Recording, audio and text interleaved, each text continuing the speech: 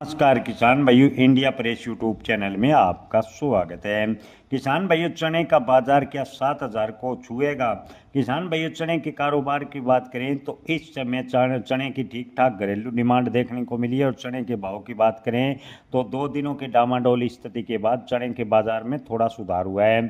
चने के आयात की बात करें तो पिछले 6 महीनों से ऑस्ट्रेलियाई चने का आयात घटकर 27,120 टन पर आ गया है, यानी 71,000 से 27,000 टन पर चने का आयात आ गया है। यानी चने का आयात बेहद ही कम हुआ है, जिससे भारतीय चने की डिमांड बढ़ी है। और भारतीय चने के भाव की बात करें तो कुछ एक मंडियों में न्यूनतम समर्थन मूल्य से थोड़े ऊपर भाव देखने को मिल रहे हैं। ऑस्ट्रेलियाई चने का निर्यात के आंकड़े की बात करें तो 2025 में अच्छा खासा था और 2026 में निर्यात करीबन 60% ऑस्ट्रेलिया से कम हुआ है। यानी भारत ने 60% चने का आयात कम ऑस्ट्रेलिया से किया है। इसके अलावा ऑस्ट्रेलिया में भी अब की बार चने की फसल कमज़ोर बताई जा रही है, जिससे चने के भाव को और थोड़ा सहारा मिला है।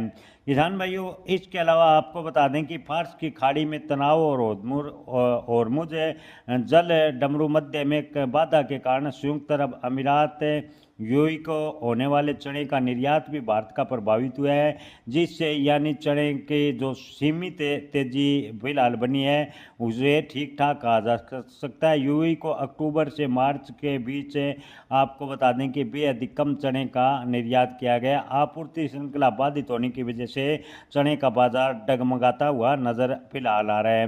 बाजार विशेषज्ञों के अनुसार फिलहाल भारत की घरेलू मांग ठीक ठाक बनी हुई है। भू राजनीतिक अनिश्चितता का दोहरा दबाव चने के भाव पर देखने को मिल सकता है। ऑस्ट्रेलियाई चने आयात जहां भारतीय किसानों के लिए अच्छी खबर है, यानी ऑस्ट्रेलियाई चने पर आयात शुल्क लगाने से किसानों को थोड़ा सहारा मिलेगा। तो वही चने के निर्यात की बात करें तो निर्यात भी कुछ हद तक प्रभावित हुआ है, यानी चने का निर्यात प्रभावित होने से किसानों को थोड़ा बहुत नुकसान भी हो सकता है। ओवरऑल स्थिति देखें तो किसान भाइयों, चने के न्यूनतम समर्थन मूल्य पर फिलहाल सरकार 5875 रुपये प्रति क्विंटल पर खरीदी कर रही है और चने के बाजार को थोड़ा सहारा मिला है।